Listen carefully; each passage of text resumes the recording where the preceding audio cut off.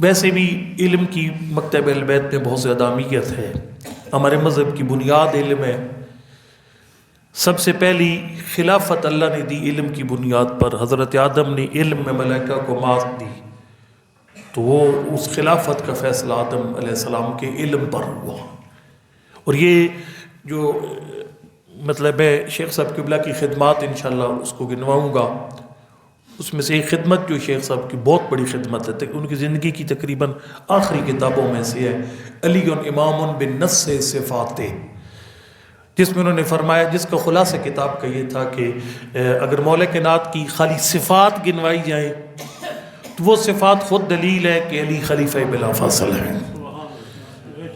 وہ فضائل کسی کے پاس نہیں. اس میں انہوں نے بہت ساری چیزیں لکھی ہیں, اس میں ایک یہ روایت بھی لکھی ہے. اور یہ عجیب ہے, یہ روایت فریقین کے ہاں یہ روایت موجود ہے, شیعہ سنی سب کے ہاں.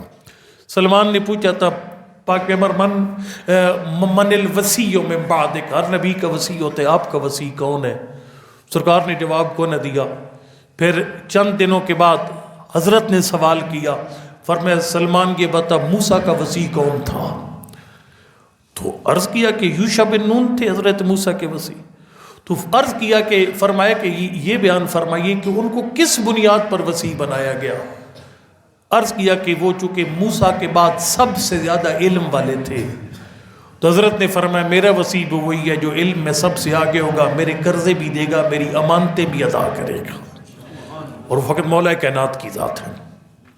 بہرحال خود جو اللہ نے جو شیعت کی بنیاد علم ہے, اور یہ ہم بے بانگے دو ہر جگہ کہتے ہیں, کسی پہ تنقید کی کسی کی نہیں کرتے, کسی پہ تنقید نہیں کرتے, لیکن ہم اتنا کہتے ہیں ہمارے پاس مذہب کی سچائی کی یہ بہت بڑی دلیل ہے. اللہ نے ہمیں 12 امام عطا فرمائے, اور یہ امامت کا عقیدہ ہی ایک بنیادی فرق ہے شیعہ اور باقی جو فرق اسلامی کے درمیان. ہم اپنا مذہب چھوڑنے کے لیے تیار ہیں اگر کوئی بندہ دنیا کی کسی کتاب سے ہی ثابت کر دے ان 12 میں سے کوئی ایک علم کا سوالی بن کر کسی غیر کے دروازے پر گیا. دنیا ہمیشہ ان کے دروازے پر, یہ سوالی بن کر کبھی کسی کے دروازے پر. تو مکتب تشیع کی سچائی کی بنیاد علم, اور بلکہ میں تو اس طرح کہتا ہوں کہ ہمارے مذہب کی ڈی پی سی علم ہے, یعنی جو وہ ایرا اور بنیاد علم پر رکھا گیا ہے. اب چھٹے امام نے فرمایا علم سے جڑا رہنا, کون عالمن او متعلمن او محبن لہما, یا عالم دین بنو یا طالب علم بنو یا ان دونوں سے محبت کرنے والا بنو, فلا تکن رابع, چوتھا نہ بن. چوتھا کون ہے؟ نہ عالم ہے, نہ طالب علم ہے, نہ علم سے محبت ہے. یہ یا تو وہ بندہ ہے جس کا علم سے لینا دینا ہی کوئی نہیں, یعنی لا بشرط ہے علم کے حوالے سے, علماء کے حوالے سے لا بشرط ہے, نہ محبت نہ نفرت, کوئی تعلق ہی کوئی نہیں, اپنے کاروبار میں مگن ہے, اسے سوچ ہی کوئی نہیں ہے.